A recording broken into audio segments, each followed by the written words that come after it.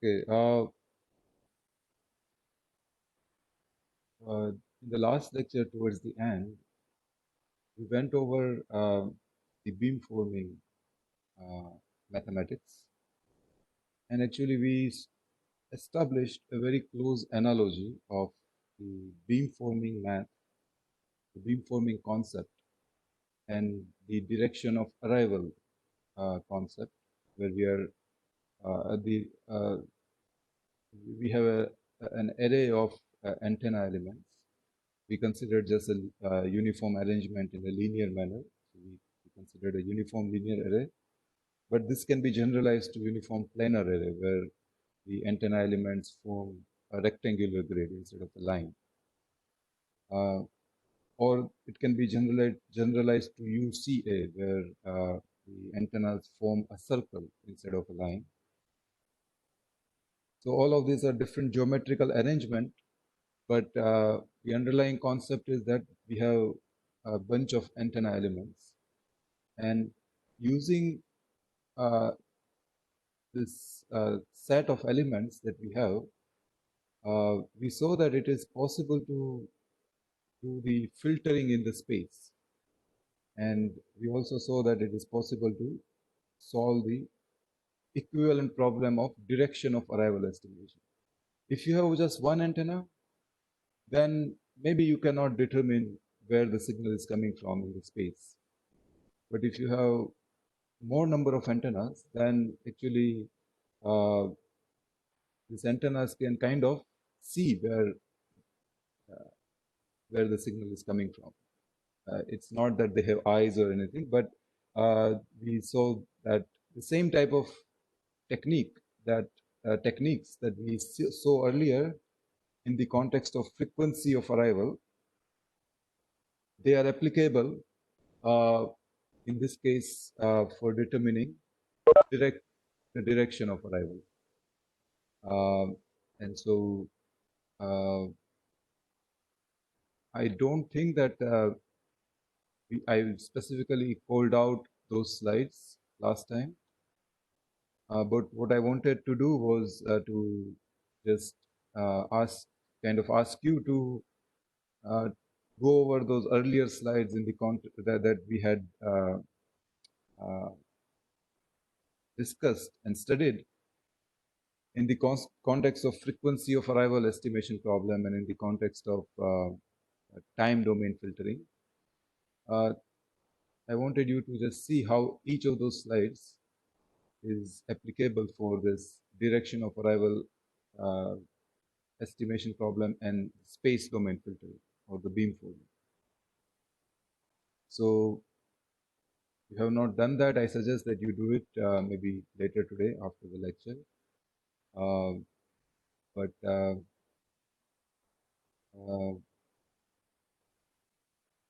the reason I want you to do that is because for two reasons. One, the exam is coming up, I think, in another less than 2 weeks, I believe. So it will kind of help you kind of put together all these different topics that we have studied. You kind of revise those topics, and you will also have to kind of maybe do a little bit of stretch. You will have to kind of see how those concepts extend over to the antenna arrays. So I think it will be a good exercise. In fact, I wouldn't mind if some of you or if all of you together collectively. So right now we are at slide number 112. I don't know how many slides I have not taken after this slide. Maybe let's say there are 20 slides or 30 slides, I don't know. So if you just put those 30 slides here and say that this is how each of those slides have to be modified, or there is no modification required, then what I'll do is I'll just stick those your contribution in this at this slide number 112, and it will make a complete story. So if you want to do that, I'll be more than happy to take your submission that way. You don't have to do it, or you can do it and keep it with you only. You don't have to share it with me. Either way is fine. So before we proceed today, I just wanted to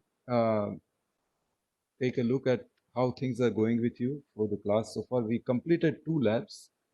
I have not looked at each and every submission for lab 1 and lab 2. I would say the way Bibin would be looking at it, in the sense that I didn't look at your submissions with the objective of evaluating you. I didn't give you marks out of, let's say, 100 or something like that, but I just wanted to see the type of effort that you are doing, and whether you are kind of grasping the material. And I think without exception, as I open your submissions, I see that all of you have done a very good job actually. I really like the comprehensiveness of all of your submissions for both lab 1 and lab 2. For lab 2, I saw that some of you still haven't submitted for some reason.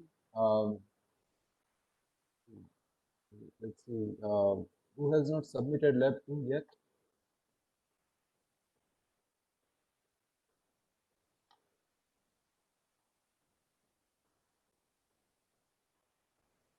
Or maybe everybody here has submitted it.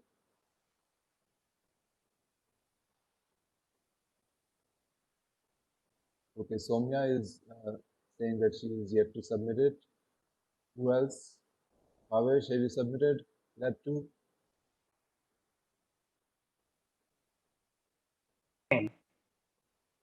Sir, Yeah. Sir, Bhavesh had some issues at home. There was some death or something, so he asked for some extension. Okay, fine. Bhavesh, sorry to hear that. Condolences to you, to your family. So good. So Bibin is here also. So this is a good time to talk about the labs. In general, let me open up the floor. I hope that you unmute yourself and just give me and Bibin a quick feedback on how are things going in terms of this class, the lab, etc. Are you having fun, most of all? Sir, lab 1, we have completed almost thoroughly, but lab 2, there were some issues and I couldn't discuss it with you all. Mainly traveling. Tuesday and Thursday, both the days I was actually traveling. Yeah. So I I was partly conducting the lab on the travel actually. So there are some unanswered questions in lab 2, but I asked them to. I thought lab 2 they could do themselves. So we discussed certain issues. There were some unsolved questions that I couldn't discuss with you yet. Yeah. So apart from that, I think lab 2 they have done. Okay. Fine. But I mean, yeah, the details of what the questions there are, what unsolved items there are, is a separate thing. I wanted just a little high-level idea of how things are going. So maybe Radhika, can you say, are you having fun? Are you keeping track of the material? Are you kind of gaining good learning experience out of the material that we have discussed so far, or is it too fast, too slow, uh, too high level, too abstract, irrelevant, etc.? What do you think, Radhika? Hello, sir. Yeah. Sir, actually, lab 2, I couldn't complete whole lab within time. Okay. That's why I submitted whatever I did. I mean, Okay. when lab 1 was okay. So, I haven't still given lab 3 yet. I'll be giving it later today. So you can actually take this time and finish the uncompleted parts of lab 2 if you want. Okay, And sir. you don't have to send an email to me. You just resubmit it on Google Classroom. it will be marked as late submission, but as long as you have done good work, I think within an eye we will kind of discount that. I mean, unless you are getting too much late, then the problem is that you will fall behind the rest of the class. But if you are late by day or 2 days, I don't think it is that critical. Okay, let me take one more vote. So, Chandra, what do you think? Sir, I think both the labs are fine. Okay. Okay, good. So then let us start for today. I'll be giving lab 3 later today. And lab 3, you can think of it as kind of almost the first half of a project that you'll be doing. Once you do the lab 3, and in lab 3, unlike lab 1 and lab 2, you'll be actually implementing these various algorithms that we have discussed. And you'll be doing a side-by-side comparison of these algorithms. But in some sense, a lot of these techniques, for example, the music algorithm, you have almost already done it as part of lab 2.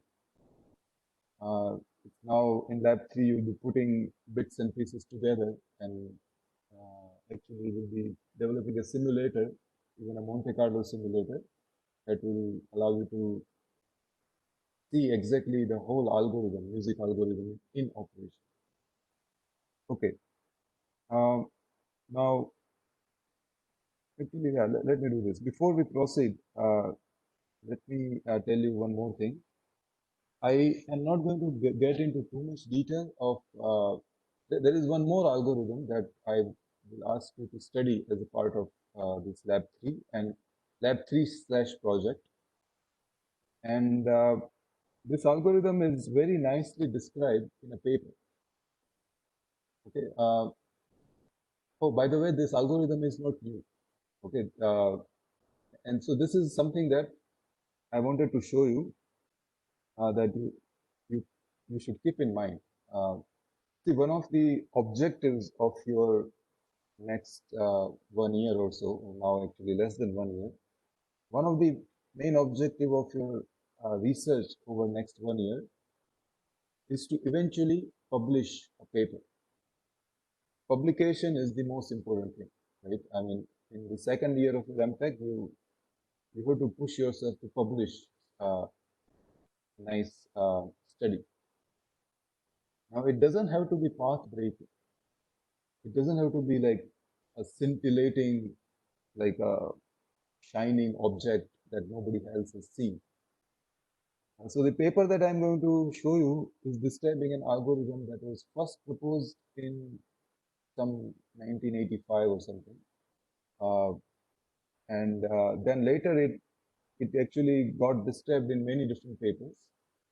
So this paper actually is taking that algorithm which was originally described in 1980s, and then it is actually just formulating or describing that same algorithm in a very nice manner.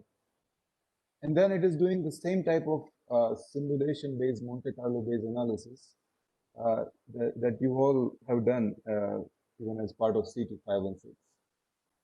So if not anything else, if you can just develop a publication similar to what I'm going to show you now, that would be a great contribution, I think. So, so that is what I'm going to discuss now. By the way, Arushi is here. Yeah, okay. So this algorithm actually, this paper, in fact, Arushi has discovered. I just took it from a literature survey that Arushi has done. And I'm going to just show you the paper that appeared in, let us say, 2003 edition of IEEE Transactions. This is IEEE Transactions on Aerospace and Electronic Systems. So let me see. Okay. You are able to see this paper? Client source separation and beamfolding. Yes, is this visible? Yes, sir. Okay. Yes, sir. So it is written by actually a student, probably at that time, his OVLO was doing his MTech or something, and it is written in 2003. Okay. So let us see what this paper says. And actually, Arushi might have already studied it. But the topic of this paper is exactly like what we have studied in our class so far. There is one part which is this Kramer-Rao lower bound, which we are not going to get into too much. So that part is we haven't studied yet.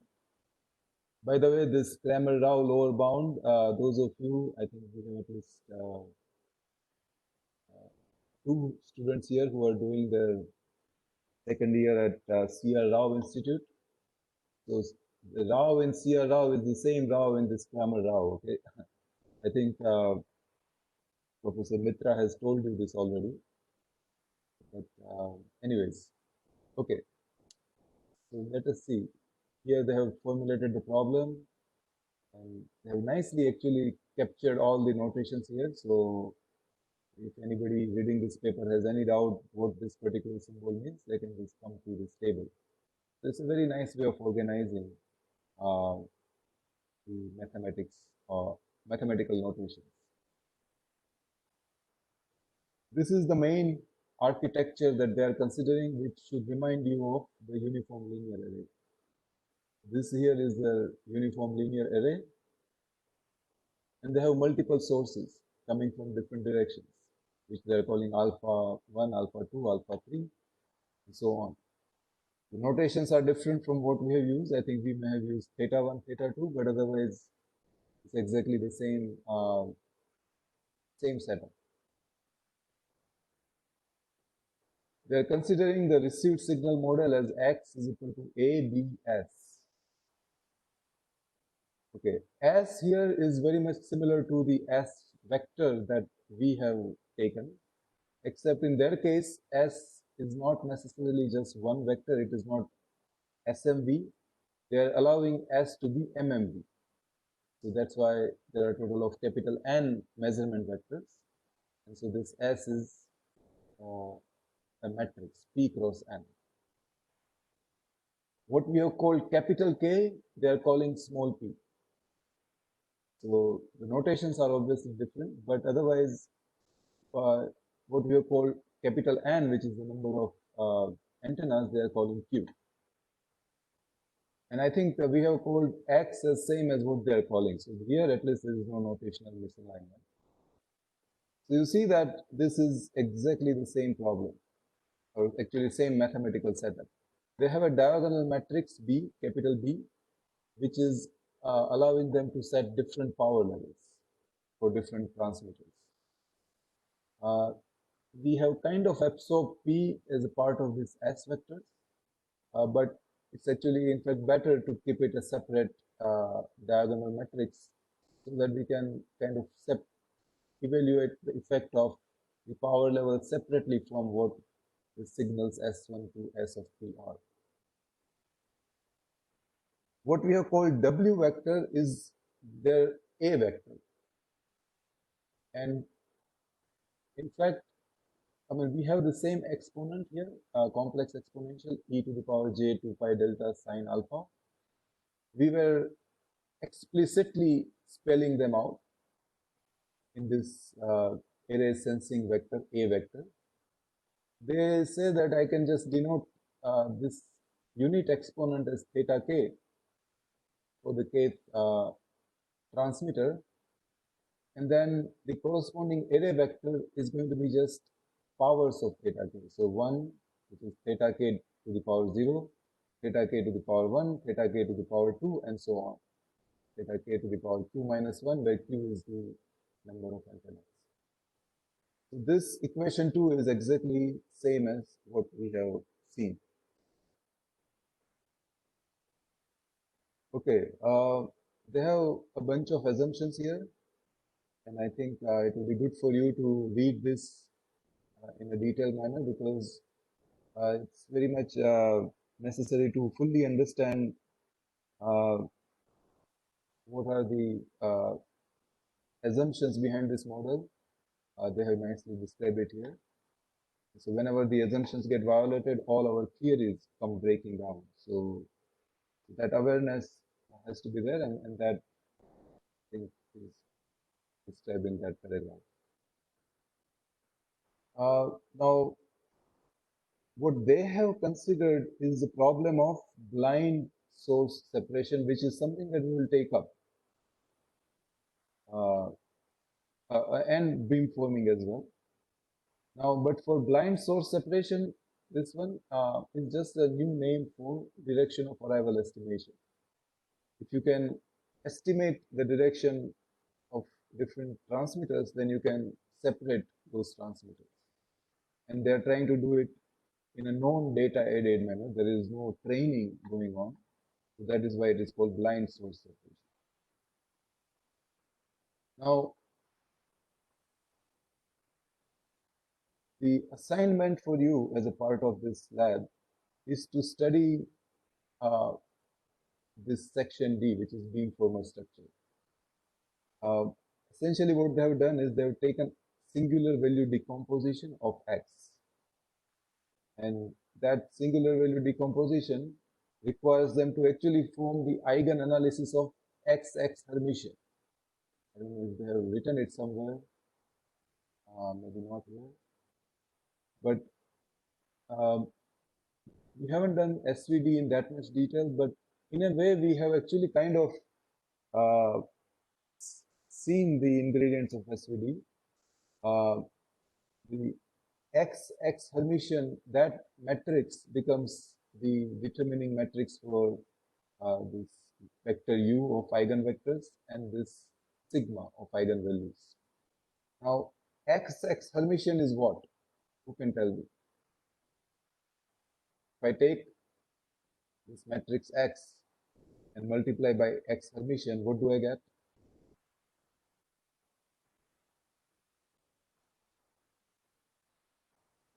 RXX correlation of X. Autocorrelation of X. Yeah. Except maybe there is some scaling term. We are not dividing it by the number of measurement vectors, but yes, so we get correlation matrix of X. So, and we have studied the eigen analysis of correlation matrix. And so in that sense, this SVD part is kind of somewhat already addressed in our slides. But otherwise, they are actually focusing their attention on the same eigen analysis approach that we have studied as a part of music algorithm. But they go a step beyond the music algorithm, and that is what is described in equation 3 onward up to this equation over here. What they are saying is that in order for me to determine this source signal matrix S, I need to just multiply the incoming data matrix X with this W matrix. And that W is their beamformer matrix. And they're determining W as this eigenvector matrix, which they have computed over here. And by the way, they do some pruning of eigen vectors. Basically, they remove the noise subspace portion of it so as to reduce the power of noise that is seen by this algorithm. Okay, let me even say what this algorithm is called. I'll just go back here. I'll write it here.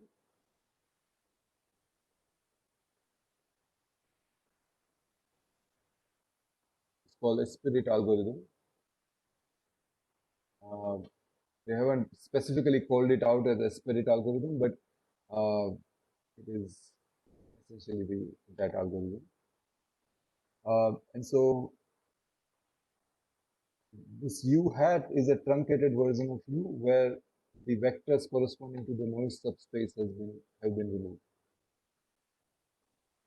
This is a crucial argument they make, that U hat, which is this matrix of eigenvectors of correlation matrix, can actually be written as A times T. What is A? A is defined here. A is our array matrix. Okay. What is U hat? It is the matrix of eigenvectors. Eigenvectors you can get by just simply doing the eigen analysis of the correlation matrix. So, and then this pruning part where they do the truncation so as to remove the noise portion. Basically, they are getting rid of the noise subspace entirely. That just helps them to reduce the effect of noise. So let us not get too much drawn into that. Basically, this U is outcome of their eigenanalysis. Remember, this is a blind technique, so they don't know what A is. A is something that they are trying to determine. That is the main objective. And they have written that this eigen matrix U can be written as, in fact, written as A times T. So this is the main crucial argument that I would like you to study and understand why this has to be true. This is something that you should convince yourself of, this highlighted text.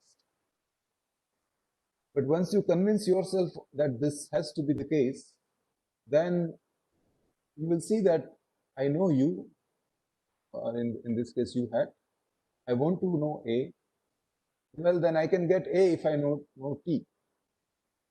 So then the rest of the mathematics is all about determining what T can be. Because once I determine T, then I can determine A as T U Hermitian, T times U Hermitian, because remember U is an orthonormal matrix. So inverting U is same as multiplying by the U Hermitian. And so basically I get W as T times U Hermitian. And that W is essentially an estimate of A. And that is what I multiply with X so as to get my data symbols. So the rest of this math is all about finding out what capital T is. And that is where they have made use of this equation 3. And they have given some nice examples of what this equation 3 turns out to be for this case of force sensors. And that is what I would like you to study yourself. Equation 3, equation 4, some examples of equation 3 and 4 are given here. And then they go over some very simple math to figure out that final equation has to be this. What is ux and what is uy? Well, ux and uy are defined here. Okay, the ux and uy are basically that u matrix that we already had multiplied by jx and jy. What is jx and jy? Jx and jy are defined here. Why does it make sense? I mean, what is the reason to get ux and uy by doing the multiplication of jx and jy with u?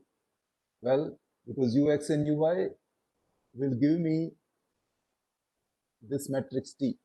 If I do ux pseudo inverse uy, then actually that matrix has its eigenvectors as T. So the entire problem boils down to first figuring out the correlation matrix of X, performing the eigen composition to get U, optionally doing this truncation to get rid of the noise subspace, and then from that U, determining Ux and Uy, and then using those Ux and Uy, form this matrix here, and then again do eigenanalysis of that to get T. And then once I get T, I plug that T back in this equation, and that will allow me to get an estimate of K matrix. Which means that I have done not only the direction of arrival estimation, because the column vectors of A will tell me what the directions are, but also I can now use this A matrix to do the beamforming by just multiplying A Hermitian with X. Okay, so that in nutshell is this algorithm here. The rest of the paper is simply Monte Carlo simulation that they have done, and they have given a lot of results of their Monte Carlo simulation. It's sort of like what I see in your lab reports, and hopefully what I will see in your project submissions as well. But you see that fundamentally this paper doesn't do anything new compared to what is already here, this paper. Oh, okay, it was not 1985, it is 1989. This paper by Roy and Kailath, actually both of them are Indians, they came up with this nice technique, a spirit technique. This paper was then described in this paper here in 1998.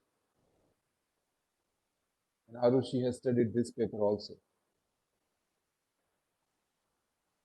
And then these authors took that reference 10, Van der Ween's paper, and they are describing the main algorithmic technique of Van der Ween's paper, which I'm not going to ask you to study because it has a lot of other details which probably are not relevant at this point. But they have essentially described that Van der Ween's algorithm, which was originally the spirit algorithm of Roy and Kailath, and that is essentially their entire section D. But what they have done, I have to say, is that although I find their paper doesn't contain anything fundamentally new, they have taken this spirit algorithm and described it in a very nice manner that is very easy to understand. If you look at even Van der Ween's paper, it will be difficult for you to understand what is going on. And if you study this paper here, it may be even more difficult for you to understand what this linear algebraic technique is, which makes use of, again, this eigenvector. So the message is that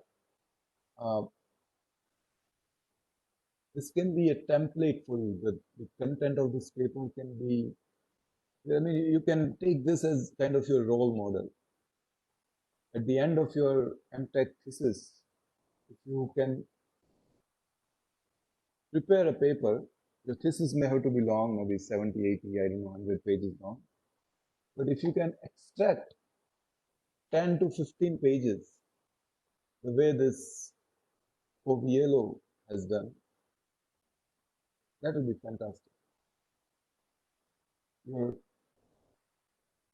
main focus here is on describing something which is mathematically quite complex and quite challenging. You describe it in a very nice manner, very simple manner that others can understand very quickly. That would be a great contribution. Okay, so this is one more algorithm that I will ask you to implement as part of Lab 3. And I think it will be, in my opinion, I think all of these algorithms that that we'll be doing, music algorithm, this spirit algorithm, even the MVDR scheme, the expectation maximization scheme, and obviously our simple mesh filter based DFT implementation. When you do this techniques, when you complete lab 3 and possibly the project after that, you will have done, you will have grasped a wide range of algorithms that are very sophisticated, very elegant, and very powerful. And I will tell you that a lot of the people in the industry who are working on antenna arrays, there are many, many companies whose primary job is antenna array design. They don't know any of these algorithms. And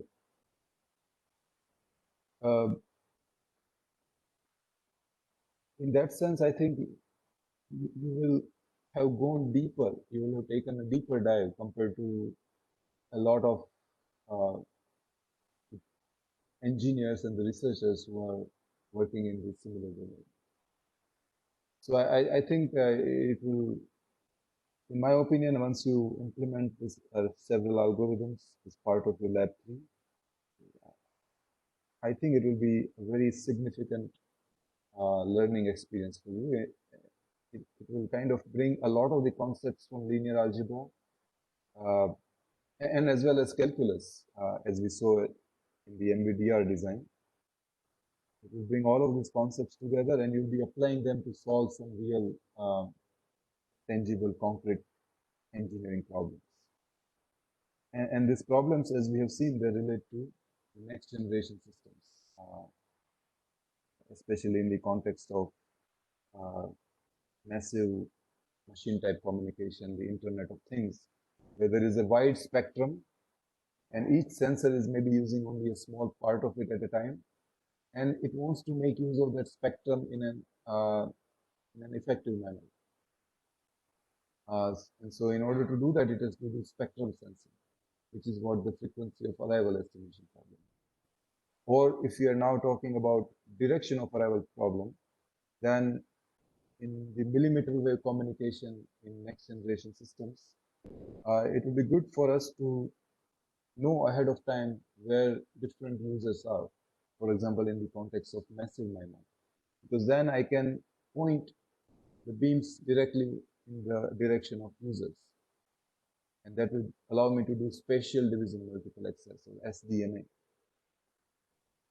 And obviously that boils down to doing this type of direction of arrival type of estimation. If you are still not convinced about the applicability of this blind beamforming, blind source separation, direction of arrival, frequency of arrival, etc.,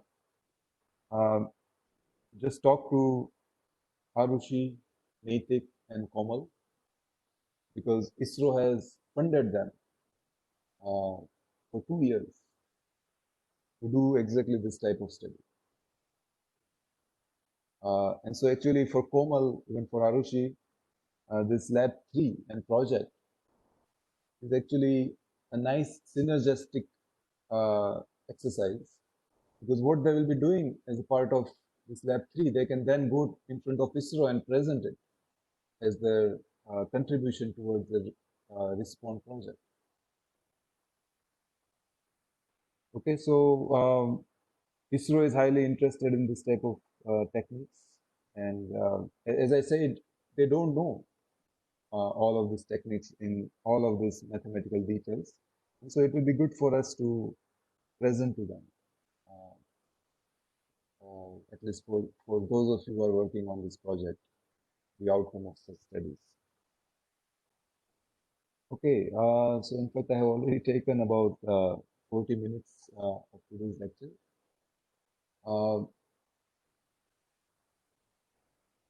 Maybe so before I go to the next topic, let me take a break and I'll be back in a moment.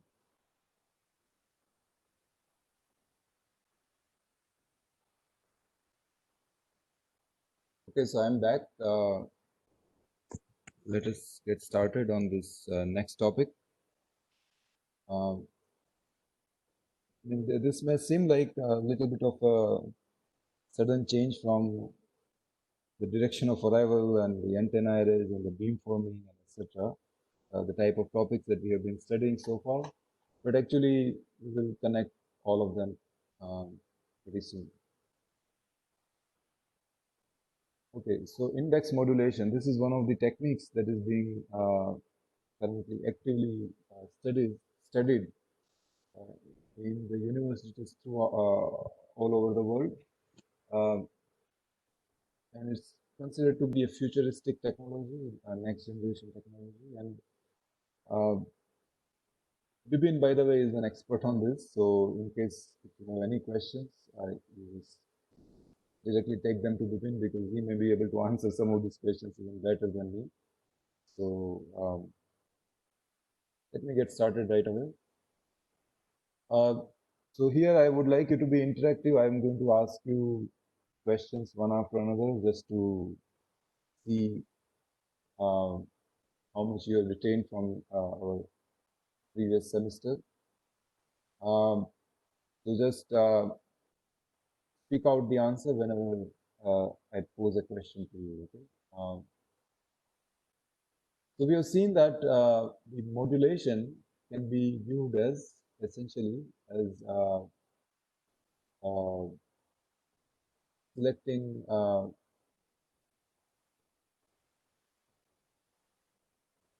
basically modulation can be viewed as defining basis vectors in a multidimensional space. And if you consider an M-array modulation scheme, which is k-dimensional, then we have seen that the modulated symbol waveform can be written as some matrix G times S of M,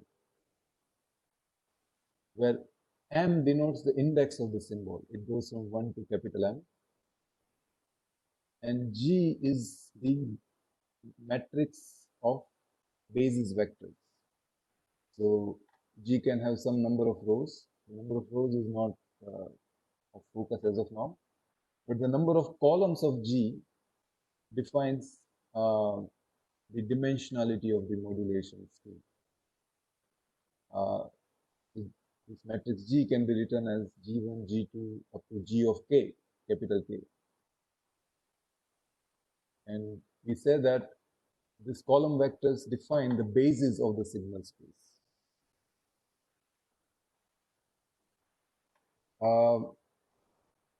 S of M is K cross 1 vector of the transmitted symbol. And for an M-array scheme, there is going to be a total of capital M different vectors S of M. And at the transmitter, we use log base 2 of M bits to choose one of this symbol vectors S of M. That we multiply by G, and then essentially we get our transmitted symbol vector S modulated M. So let us see some examples. For QPSK, where dimensionality is 2, there's just in phase and quadrature. And capital M is 4. There are 4 symbols: S1, S2, S3, S4. This S of M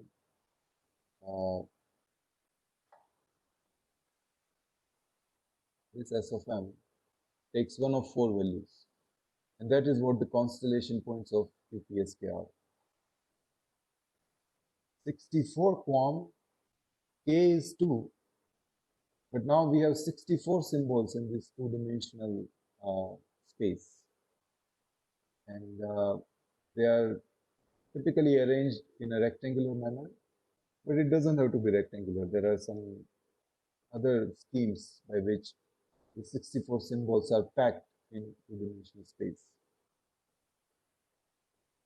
64 Ari orthogonal modulation. So here is my first question. What is capital K and what is capital M for 64 Ari orthogonal modulation scheme? Sir, both are equal to 64. Yes, good, Joel. Both are equal to 64. Okay. So what Joel just now said, we can kind of visually represent it like this. Now here I have taken 3 Ari orthogonal modulation scheme just for the sake of visual simplification. It will not be possible for me to plot 64 perpendicular directions, and it's not possible to even intuitively see how those any more than 3 directions can be perpendicular to each other. We wouldn't want to do 3 Ari orthogonal modulation because of what? Why 3 Ari orthogonal modulation is not a practical scheme?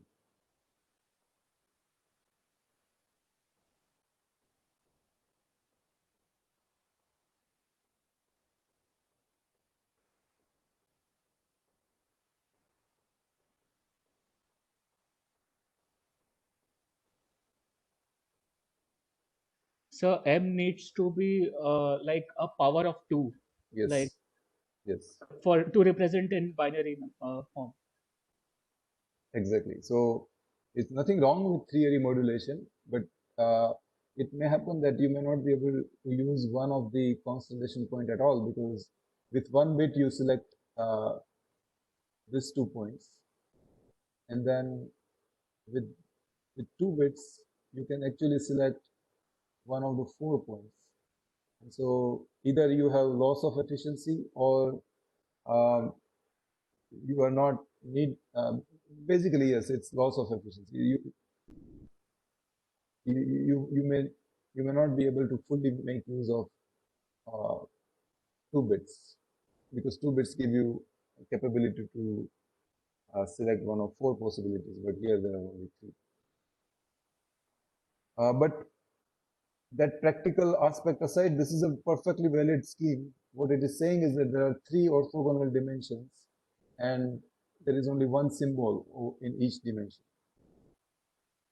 For 64 array scheme is a extension of this. There are 64 dimensions, and there is one symbol placed along each dimension. The point is that this x's themselves here are our basis vectors. These are this G1, G2, G3, and they collectively have formed this matrix capital G. Now, let me ask you this. For this 3 Ari modulation scheme, suppose if we go ahead with it, what will be the expression of S of M? What will S of M be like? First of all, how many different S of M will there be?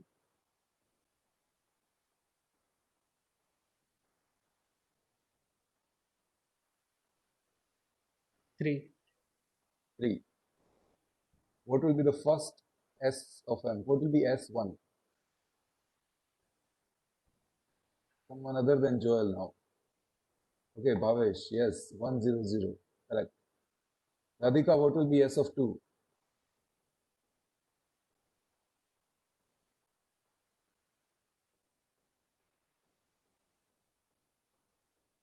Radhika, are you there?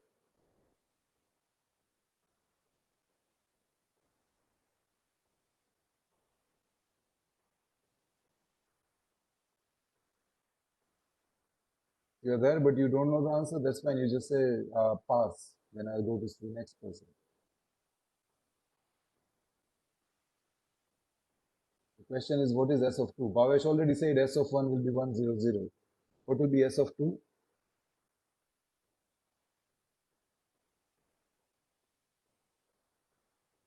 Okay, Radhika, I don't even know whether she's there or not. Arushi, do you know what is S of 2?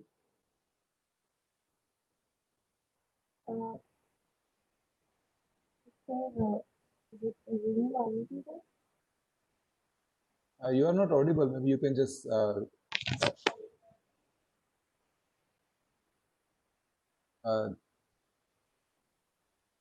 Yes, Arushi? Sir, 0, 1. Yeah, 0, 1, 0. Okay.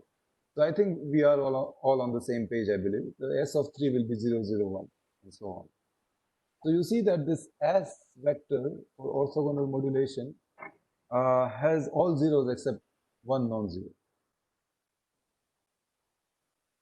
And because of that, one of these dimensions gets selected.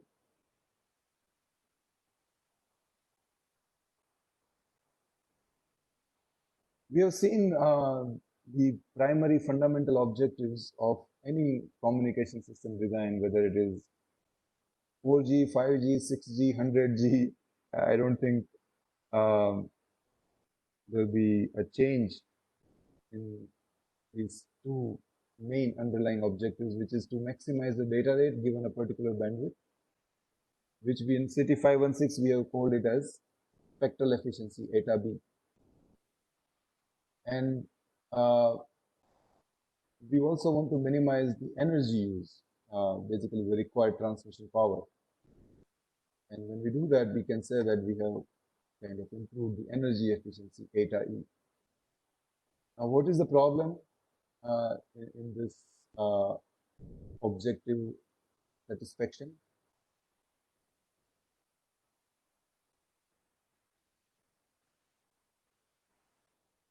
There is a trade-off between the spectral and the power efficiency. Yes. So the problem is that both eta B and eta E typically are difficult to increase simultaneously. For example, if I have the number of dimensions fixed, and now if I want to increase the bandwidth efficiency, it means that I will have to pack more number of constellation points in the same k-dimensional space. But as I pack more and more number of points, that will reduce my energy efficiency. Why is that?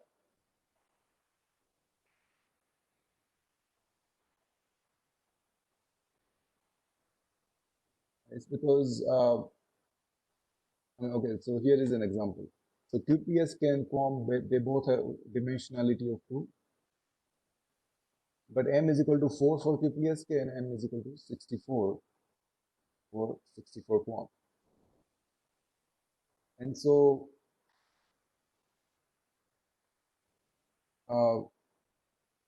we can say that whenever I transmit one symbol of QPSK, I am transmitting effectively 2 bits, log base 205. Whenever I transmit a symbol, I am making use of the channel. So I can say that the number of bits every time I use the channel for QPSK it is 2.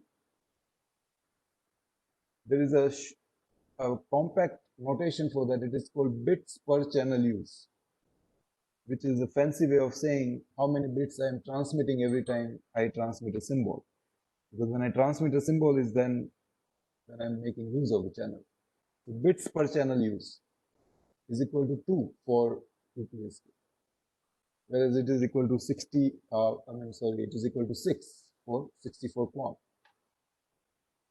So obviously, every time I use the channel, if I'm able to transmit more number of bits, that is good. I will be able to send more data through over the same bandwidth. So we can say that the bandwidth efficiency of 64 QAM is 3 times the bandwidth efficiency of QPSK.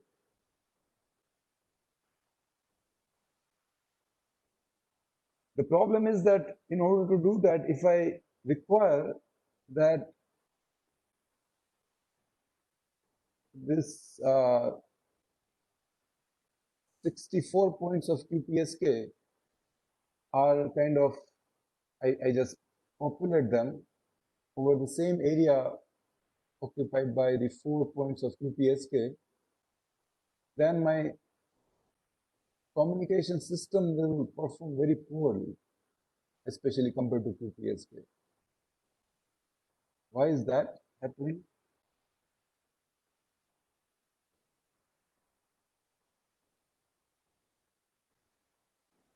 The distance between the constellation points is less. Yes, exactly. So Divya is correct. I cannot afford to do that if I want to maintain the equality of performance. Because if I try to pack all these points, then yes, on average, I'm transmitting the same amount of power, because remember, the power or the energy per symbol is the distance from the origin of that constellation symbol. And so there is a reason for packing the 64 points over the same area occupied by the 4 points of QPSK, because by doing that, my average power will about roughly remain the same as QPSK. But as Divya mentioned, because of that, the inter-symbol distances will become much smaller, because I'm crowding this two-dimensional space, and that will impact my performance negatively.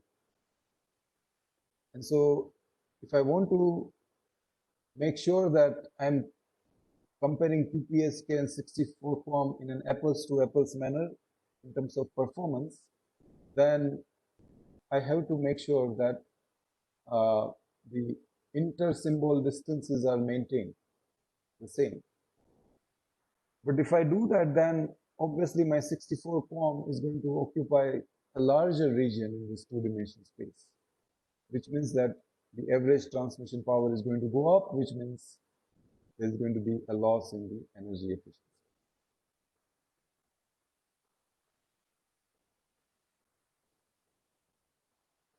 So now, to avoid this problem, what if I just, instead of packing this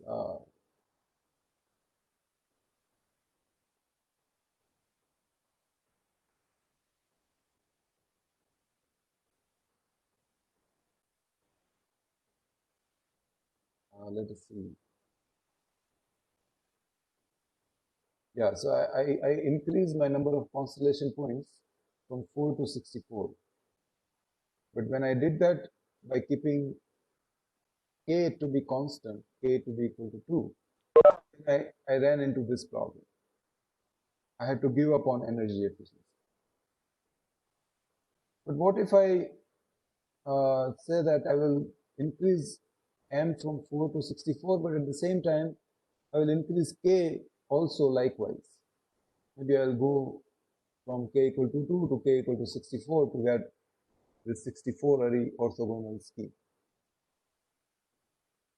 Then what happens?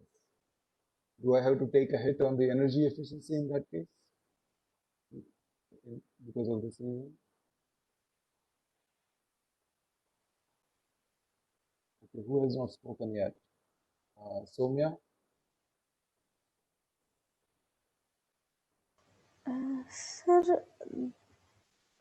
for error probability that will be better, but I do not know exactly about the power efficiency. No, that's not the answer I was looking for. Komal?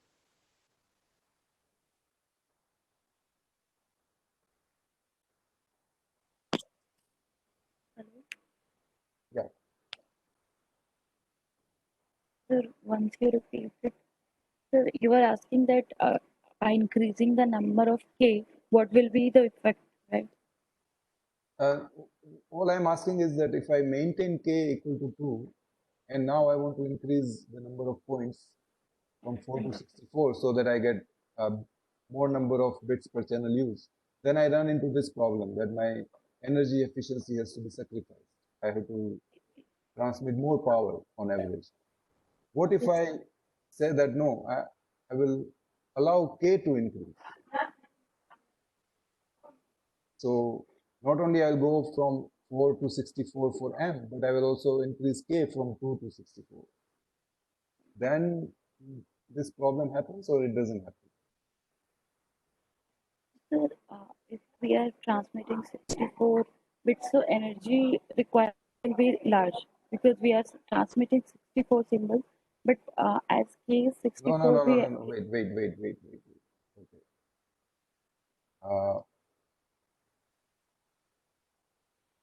We are transmitting 64 symbols, but I told you that we are transmitting using 64 dimensions. Orthogonal symbols in the 64 Yeah, dimension. orthogonal dimensions. And remember, the energy per symbol is the distance of the symbol point from the origin. Yes. So now I put 64 such points all in orthogonal dimensions. Will I need to increase the energy? No, then they are in the orthogonal dimension, then there will be no error.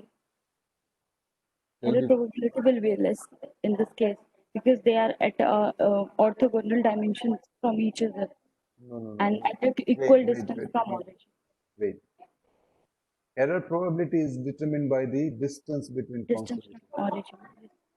Now, the point is, the question is, when I went from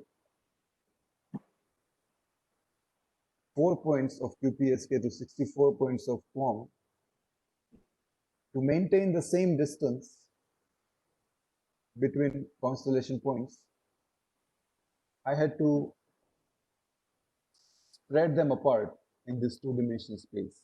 So QPSK might be occupying this much space. For 64 QAM, I had to occupy this much space. And so if I take a QPSK constellation points all the way somewhere over here, obviously I'm transmitting it at a much higher power because the length has gone up by this much. So can it you is a higher power transmission which hurts me in terms of energy efficiency. So my question to you, Komal, is that if I, instead of doing 64 QAM, I do 64 Ari orthogonal modulation, will I be affecting the transmission power? Will my transmission power requirement per symbol, will it go up or it will remain the same? Remember, I want to keep the inter-symbol distances to be the same.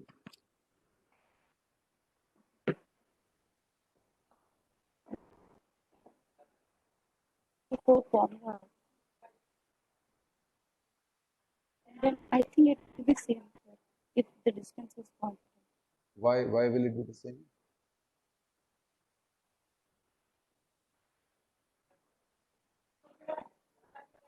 So, all the directions are orthogonal, right? Yeah. Okay. Last one. Kishan, do you have anything to say further compared to what Komal has said? Sir, like the energy of each symbol remains the same, but as we are increasing the dimensionality, like the bases are increasing, like the orthogonal basis increases, the complexity of the system increases, like transmitting them. Let's say I'm not worried about the complexity. Let's say I have super powerful processors.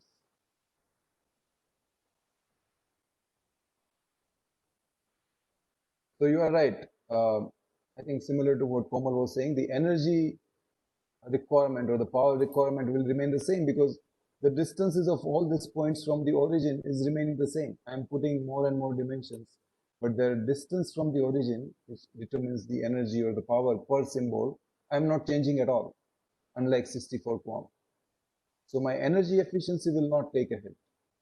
I'm maintaining the same intra-symbol distances without requiring that the energy per symbol has to go up. So energy part will not get impacted. Sir, I have a doubt. Yeah. Sir, I agree that energy will not be affected as we are increasing the dimensions. But sir, I think the power requirement will increase. So we can say like energy is power into time. So at the same time, if we are transmitting in multiple dimensions, No. But I see we went over this. At one time, for any given time, we are transmitting only one symbol. And that's why this S of n is full of zeros. There is only one. So if I take any given symbol period, the power that I'm transmitting will be the same. okay, I'm not transmitting multiple symbols as of now. That's why the energy requirements for this orthogonal scheme will not go up. That is one part of the answer. But what happens if I increase the number of basis vectors?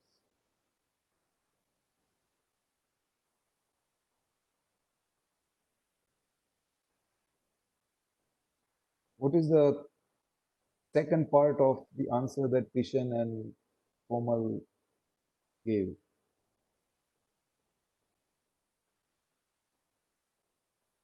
That answer is kind of hidden in this statement. Here we are increasing capital M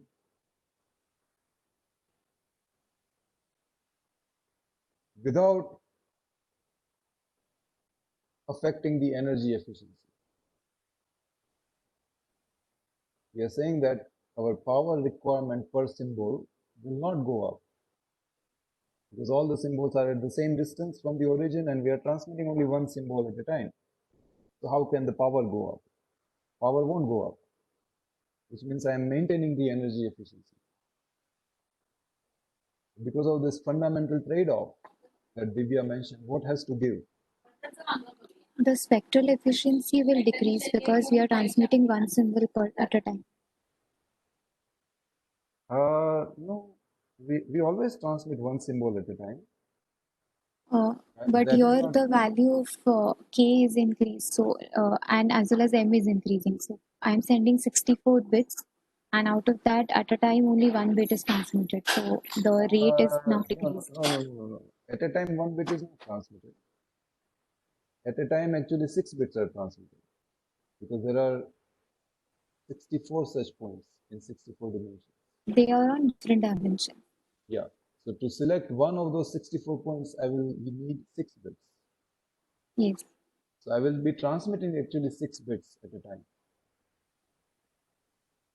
But the other part of your answer is correct, that the spectral efficiency will reduce because this orthogonal scheme can be implemented only by expanding the bandwidth. One scheme that we had seen in CT516 is called frequency shift scheme.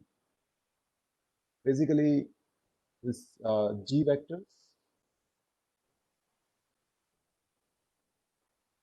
there are 64 different frequencies. In fact, there can be this DFT vectors that we have studied as part of our FIR filter problem. So this G can be a 64 cross 64 DFT matrix. It doesn't have to be. There can be other 64 frequencies which are orthogonal. But at least if I don't have any other way of doing frequency shifting, I can just directly go to the DFT matrix. And there I know that each of the columns of DFT matrix is orthogonal to all the others.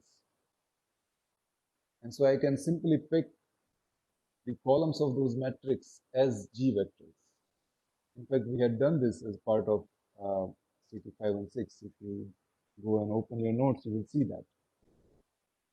But the problem is that once I do make use of 64 frequencies compared to using just one frequency, I'm expanding the bandwidth by a factor of 64. So in spectral efficiency, my denominator has gone up a lot. See, my numerator has gone up by how much?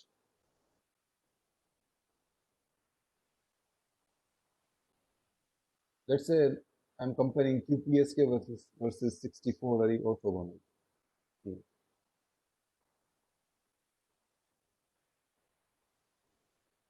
The spectral efficiency is the ratio, right? It's number of bits divided by the bandwidth. So how many bits I'm able to transmit more compared to QPSK?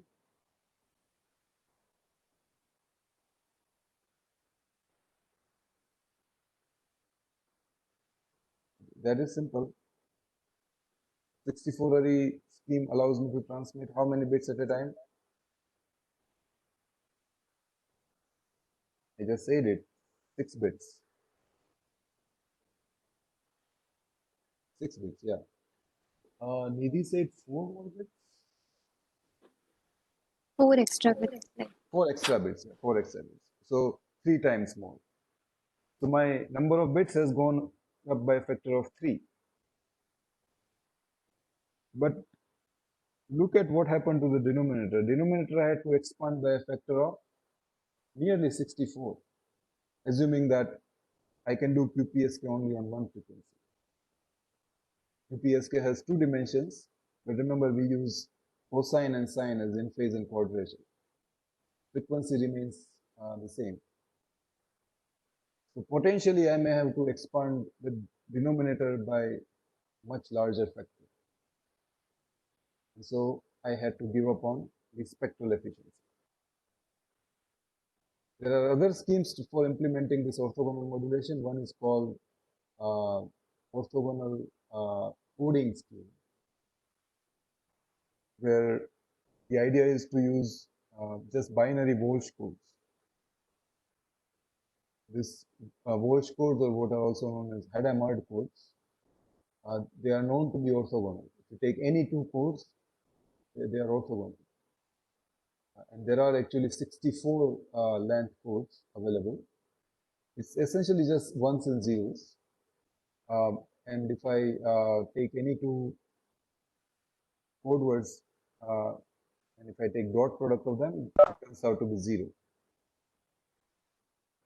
But in order to be able to transmit this 64 different bits of this Walsh code over the same symbol duration, I will have to make the length of each individual bit of this code word, which is also known as chip, to be smaller by a factor of 64. Okay, so I have to actually toggle these chips of this Walsh code 64 times faster compared to how much fast I am toggling the QPSK bits or QPSK symbols. When I toggle the time domain waveform 64 times faster, the bandwidth is going to go up by roughly a factor of 64. That is just the consequence of Fourier transformation. So that is the downside of this 64 array orthogonal modulation. So is this clear?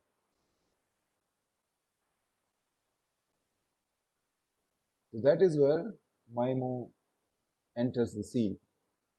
Like, sorry to make it dramatic, but it's like the hero of Hindi movie entering the scene to rescue a difficult situation. But anyways, joking aside, that is the promise and that is the potential of MIMO. Just hold on.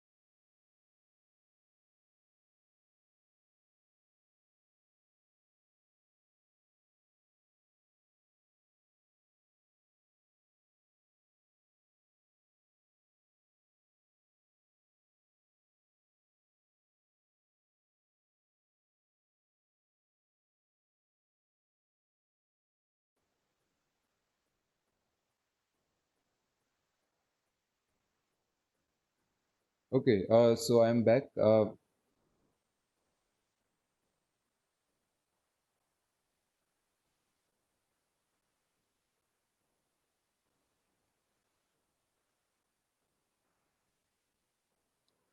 let us consider a MIMO system with some number of antennas, NP, at the transmitter and some number of antennas, NR, at the receiver. And let us consider the channel from nth transmit antenna to the array of receive antenna. And so let us call this as some column vector h of n, which will be h1 of n, h2 of n, hnr of n. Basically, this is just a column vector from nth transmit antenna to nr antennas. Because I have a total of nt such antennas, I can stack these column vectors next to each other, and I can form this matrix H, which is known as the MIMO matrix. Now, a typical assumption in MIMO literature is that the channel is dispersive, meaning there are a lot of multipaths, and as a result, this I think we also did in CT516. The observation at the receiver is a Rayleigh fading channel. And for Rayleigh fading, each of these H scalars inside this capital H matrix, it's a complex normal variable. Real and imaginary components are both Gaussian distributed. And additionally, if I assume that the fading is uncorrelated across antennas, then I can say that the columns of H are asymptotically, meaning that as H becomes bigger and bigger, they are statistically orthogonal to each other. There is some statistics that I have kind of simply overlooked. It's probably not too difficult to prove this statement, why these columns of H will become orthogonal if the fading is uncorrelated, but let us not get into that. Let us accept this sentence, the last sentence, on its face value. That whenever the fading is uncorrelated and H is sufficiently big, different columns of this H matrix, H1, H2, they will become orthogonal. So now you can probably see where I'm going with this. This H matrix is now available to me in the MIMO setting. If it was single antenna at the transmitter, single antenna at the receiver, it was SISO, single in, single out. Then this H is just a scalar. That doesn't give me much. But in the MIMO, especially if I assume that columns of H are nearly orthogonal, and fine, even if they are not completely 90 degrees apart, even if they are roughly 90 degrees apart, maybe 85 degrees apart, 80 degrees apart, then I can start thinking of this H matrix itself as my new G matrix. I get new basis vectors.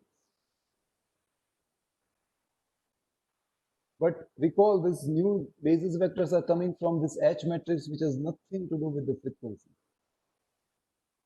If I restrict myself to SISO, then the only way for me to add new basis vectors, as we saw in the previous slide, is to increase the frequency. But for MIMO, I can increase the number of dimensions without asking for more bandwidth at all.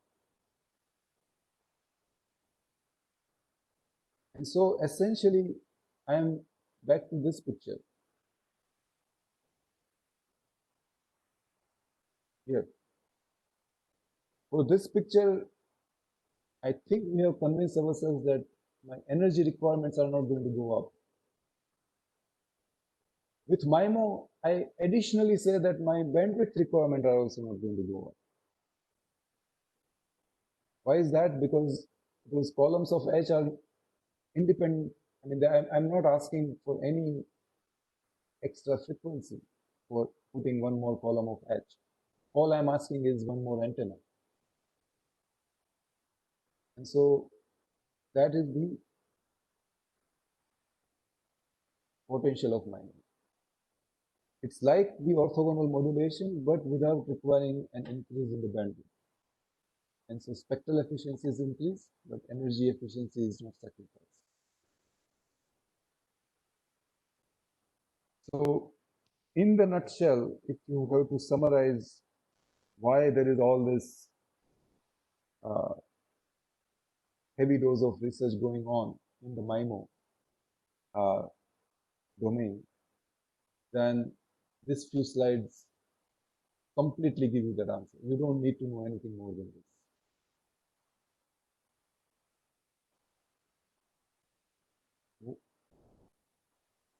What I have just now described to you is known as the full-fledged MIMO. So I kind of call spatial multiplexing MIMO. It's actually a step above the orthogonal modulation. Remember, in orthogonal modulation, I'm transmitting only one symbol in each dimension. But technically, there is nothing to prevent me to do even more in terms of increasing the number of bits per channel used. I can consider these 3 dimensions as just an extension of PPSK or QAM. Just like going from BPSK to PPSK to QAM, I increasingly filled up this 2-dimensional constellation space with more and more number of symbols. There is nothing to prevent me to go to an orthogonal modulation scheme where I fill up the entire cube. I can, for example, put 8 different points on the 8 vertices of the cube. And that with that, I can actually transmit, really, even with 3 dimensions, I can transmit 3 bits. Why? Because I'm not constraining myself to only one point along each dimension. So the full-fledged MIMO actually has that ambition. It is called spatial multiplexing MIMO. Sometimes in the literature, you will see this notation SMUX. Basically, what this SMUX says is that I'm going to treat each transmit antenna as offering me a completely independent dimension. And I can do what I want on that dimension without worrying about the other dimensions, meaning other antennas. I'm going to firmly believe in this orthogonality between the column vectors of H. And so I can transmit 64 QAM on one antenna, and then I can go to another antenna, and again I transmit 64 QAM on that antenna also. And I'm still going to be fine. I'm going to use the exact same frequency to do that. I'm not going to ask for more bandwidth. Typically, that is a no-no. You can't put 2 different 64 QAM symbols on the same frequency on top of each other. They will get irrevocably corrupted. With MIMO, assuming that columns of H are orthogonal, I can actually have that ambition. Essentially, I can multiplex total of NT different data streams on top of each other over the same bandwidth, which is just kind of a way of saying the same thing that we've said earlier. Yes, they are occupying the same bandwidth, but they are occupying different dimensions. And so that's why they remain orthogonal. And that's why they don't interfere with each other. And that is why, unlike SISO case, I can do this multiplexing. The multiplexing is not happening in the frequency domain now. It is not FDMA. It is not happening in the time domain. It is not TDMA. The multiplexing is happening by means of antennas. And so this SMUX scheme sometimes is also known as spatial division multiplexing. And so If I draw the diagram for S-MUX MIMO, it looks like this. This is sort of like a 16-form diagram, but there is a fundamental difference. X and Y axis are now antennas, the transmit antennas, transmit antenna 1, transmit antenna 2. Or more specifically, X axis is small h of 1 that we have defined earlier, small h of 1. Y axis is small h of 2, and so on. And so I get two different dimensions, and using that dimension, I will pack the symbols in the manner I want. If I have 3 antennas, then it will become a cube. If I have 4 antennas, then it becomes 4-dimensional space, and so on.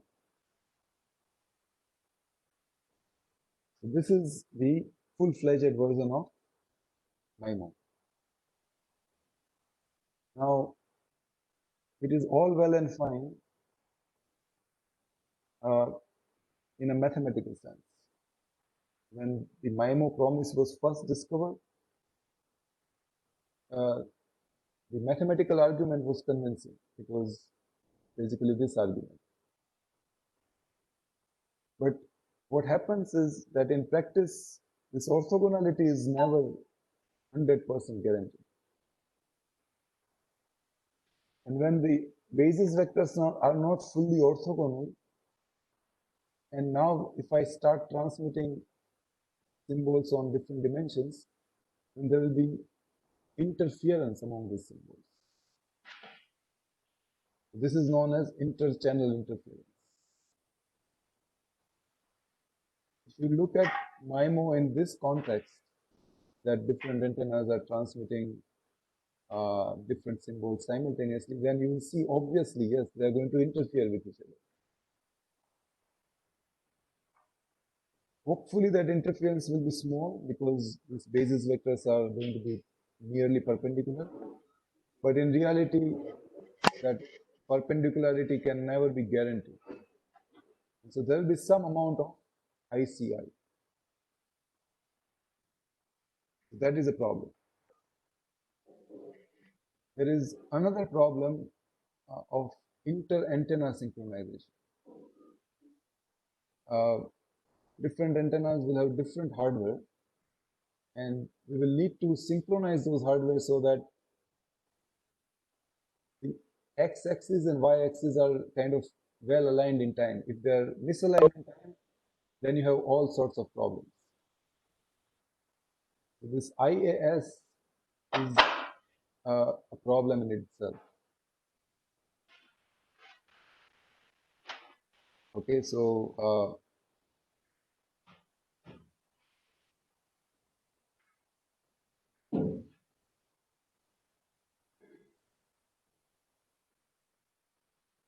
so that is another practical difficulty of the MIMO scheme. And then the last and final difficulty of MIMO is that each transmit antenna has to have its own hardware, its own FPGA, its own RF chain. And that obviously has cost implications. Now recently, maybe around 2008 or so, there is an ambitious version of MIMO which is known as massive MIMO. The idea behind massive MIMO is that this orthogonality can be achieved if I put more and more number of antennas. If I do that, then yes, maybe I'll be able to reduce this ICI, but my cost will go up a lot because I have just that much more number of antennas. So these are all the difficulties of the full-fledged S-MUX MIMO. That is where, Sir, yeah. Sir, can you explain that special multiplexing MIMO constellation? I didn't completely got that. Just the constellation. So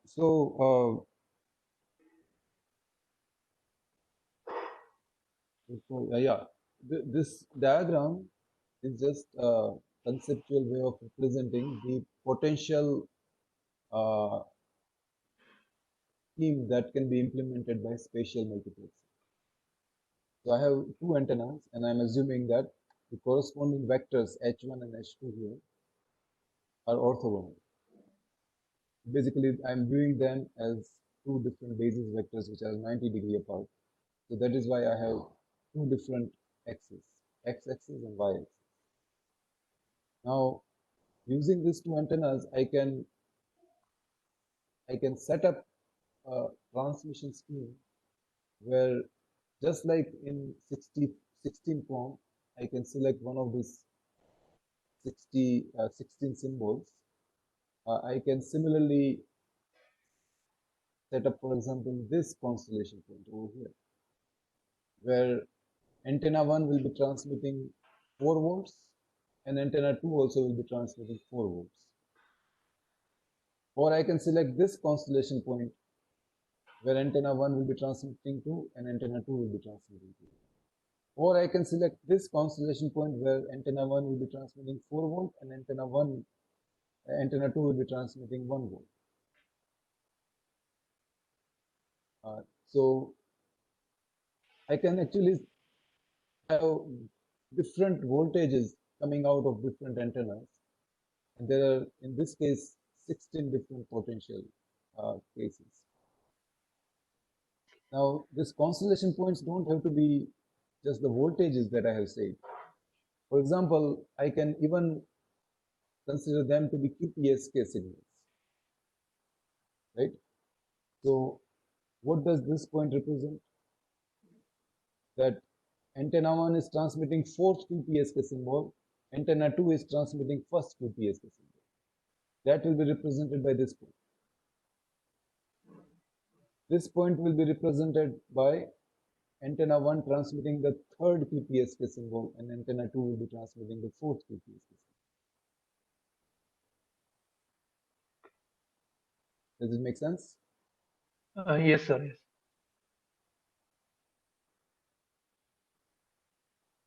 Okay, so after the discovery of MIMO, which happened sometime in 97, 98, over the next 5, 7, 10 years, all these practical implementation issues started getting a lot of focus. And that is where the spatial modulation scheme was invented. So spatial modulation says that, okay, let us not be this ambitious. Let us not try to do this full-fledged MIMO. But how about if I do MIMO where I just do this?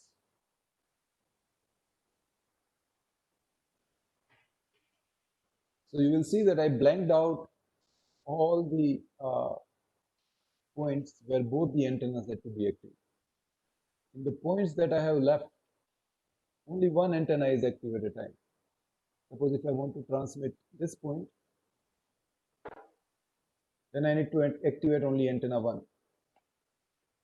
If I want to transmit this point, again I need to activate only antenna 1. And if I want to transmit this point, I only need to activate antenna 2, and so on. So compared to antenna 1, which is the single input, single output case, I am still able to transmit 3 more points here. My number of bits per channel use has gone up. This is probably not the best possible example, but I suppose if I had 4 points. So this diagram, I should have drawn it better, so that on x-axis there are 4 points, and on y-axis there are 4 points. And let us say those 4 points are QPSK symbols. Then you will see that if I just had one antenna, single input, single output, then I will be able to transmit only 2 bits per symbol. That is the QPSK speed. But now in this spatial modulation, because I have the second antenna, I can transmit 3 bits every time I make use of the channel. I'm still using QPSK, remember. On any time I transmit, I'm transmitting QPSK. But still I am getting 3 bits. Why is that? Because the number of constellation points, which is 4 for just one antenna, has become 8, because I have 2 antennas. And log base 2 of 8 is 3, not 2. So I get 1 extra bit. And that extra bit I'm getting free of bandwidth. I don't need to increase bandwidth anymore, because that extra bit is coming from the space dimension.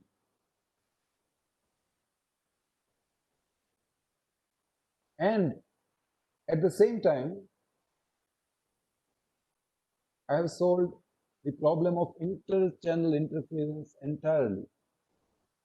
Why? Because I am activating only one antenna at a time. This inter-channel interference happens when all the antennas are simultaneously transmitting the way it is shown here. But if I activate only one antenna, where is the interference? No other antennas are going on. So there is no interference. I have also solved this inter-antenna synchronization requirement because there is only one antenna transmitting. So there is no point of talking about even this inter-antenna synchronization. The entire topic goes away. And I have solved this problem of increasing system cost because I need only one RF chain now. I will need some switch to couple it to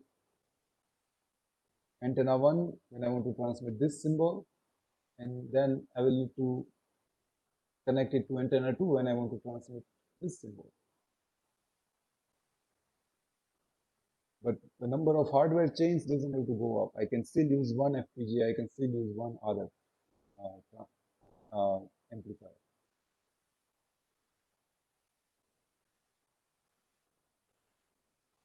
So I have solved the 3 main problems of MIMO. I have still improved the spectral efficiency compared to just one antenna.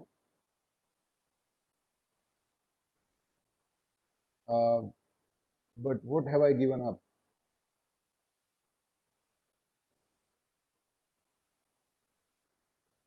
Any idea?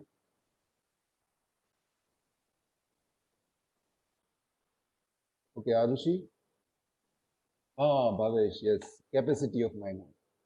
Capacity is little bit loose word, but yeah, I'll take it. Essentially, compared to the full SMUX MIMO, where I was able to transmit 16 points, one of 16 points. Now I am able to transmit one of 8 points only. Just imagine that on each dimension I have put 4 points, okay? Those 4 points are QPSK points. So I gave up on number of bits per channel use. There I was able to have 4 bits per channel use because there were 16 points.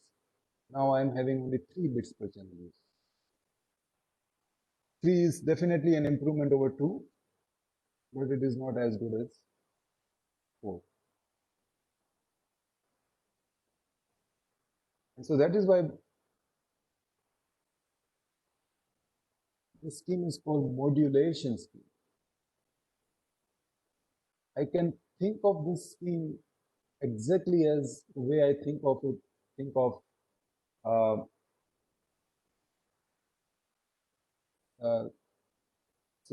8-array PSK scheme. The constellation diagrams has exactly 8 points.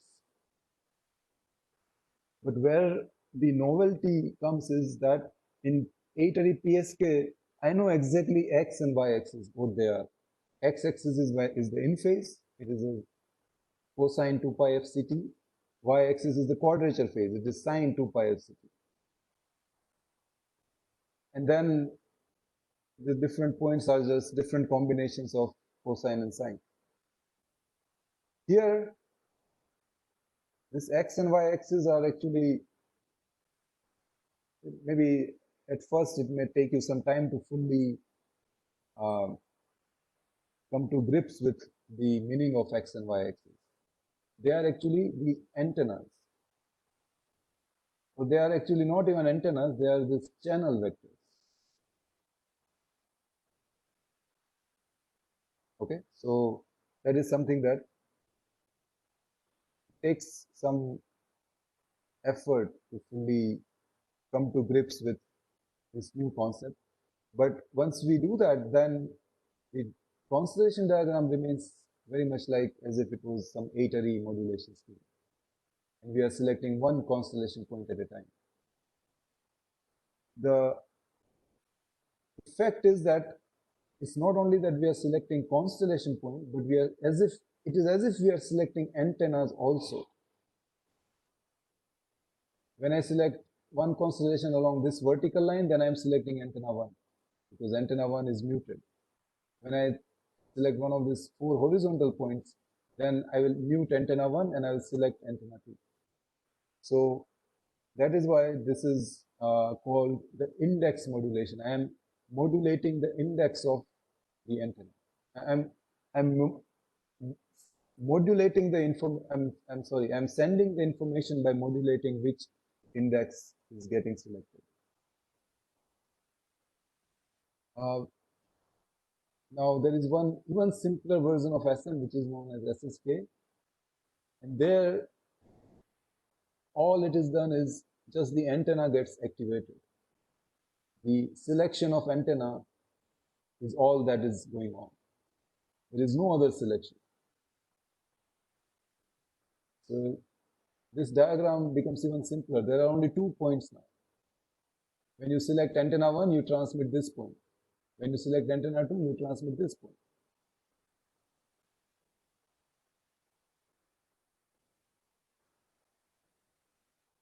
So you get 1 bit of transmission. You are able to transmit 1 bit per channel use, effectively by not utilizing any bandwidth at all.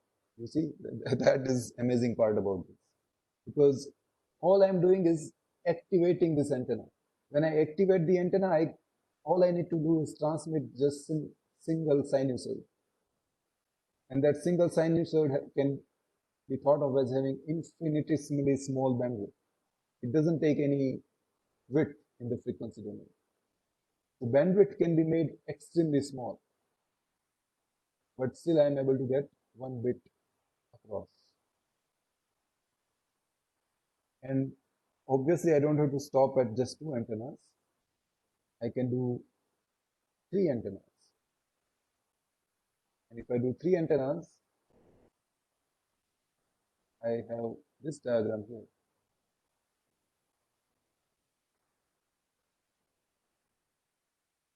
So I get essentially as many bits per channel use as I have number of antennas, without actually asking for any more bandwidth. So we see that the spectral efficiency is higher than SISO, but not as high as MIMO. But the main advantage is that practical implementation becomes much better.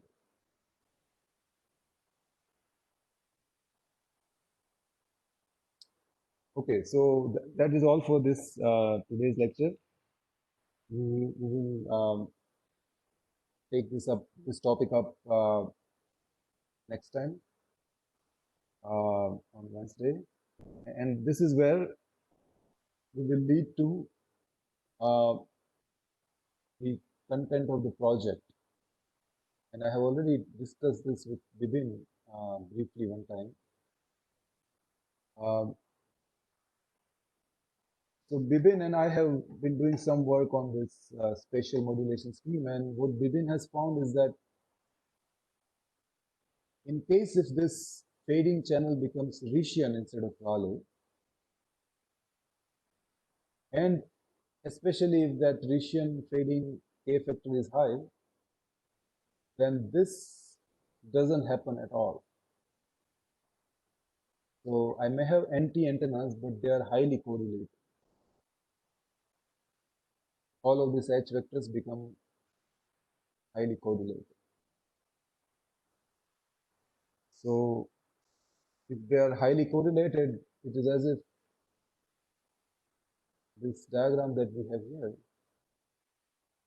these three axes, instead of 90 degrees apart, they probably become maybe 2-3 degrees apart only. They all are kind of pointed in the same direction, pretty much. And now you run into problem because these points are not so nicely separated anymore. If this G2 is 2 degrees away from G1, then you will see that this blue point will come and sit very close to G1 point, and so on. And so you run into all sorts of difficulties that Bipin has kind of analyzed to some extent. The question is how to solve this problem. And that will be sort of the topic of the project, which you take up after completing lab 3. So we will come back to this spatial modulation topic on Wednesday, and then we will wrap up this entire topic of beamforming and viewer estimation.